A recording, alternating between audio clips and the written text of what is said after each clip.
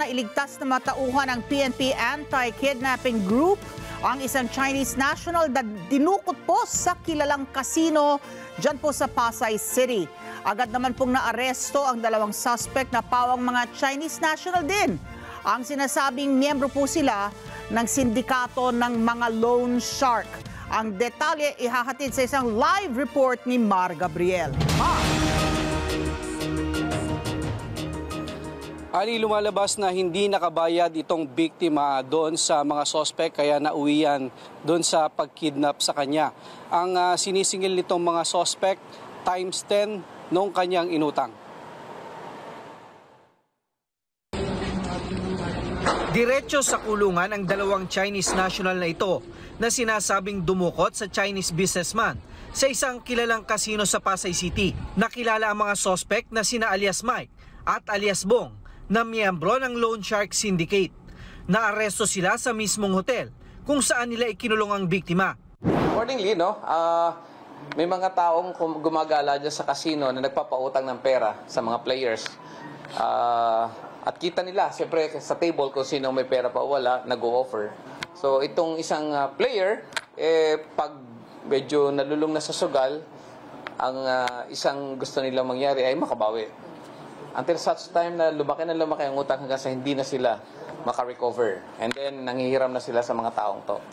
Umabot sa 180,000 pesos ang nautang ng biktima sa mga sospek, pero sinisingil siya ng 1.8 million pesos. Nang walang maibigay na pangbayad, dito na siya kinidnap ng mga sospek. Yung biktima, tumawag doon sa asawa niya. Ang istorya po nito ay nagsugal itong si biktima. Yes, at nakautang siya ng halaga, medyo malaking halaga. Pero mas malaki pang halaga ang hiningi nung inutangan, So hanggang sa makarating sa kaalaman ng PNP at ito'y kagad naming narespondihan. Sinampahan na ang mga sospek ng kasong kidnapping for ransom at illegal detention. Iniimbestigahan na rin ng AKG kung dati na silang nasangkot sa mga insidente ng kidnapping. Kahit ma-dismiss, haharapin pa rin nila sa China according to the Chinese, our Chinese counterparts. Ali, sa datos ng PNP AKG, patuloy na bumababa itong mga insidente ng kidnapping sa bansa. Base sa kanilang datos, mula noong Enero hanggang nitong Mayo, 18 insidente yung kanilang naitala. Pero kalahati dyan o siyam dyan yung mga hoax incident. Ali? Okay. Mar, paliwanagan mo nga kami, kapag ganyan, yan ay madalas mangyayari sa atin yan, yung mga hindi makapayad ng utang at dinudukot, tapos diniditine hanggang sa makabayad. So, kidnapping, illegal detention, ano ba yan? Yung mga kasong yan ba non-bailable? At anong gagawin dyan? Lilitisin ba yung kaso dito sa atin o agaran ng pagde-deport ng mga yan?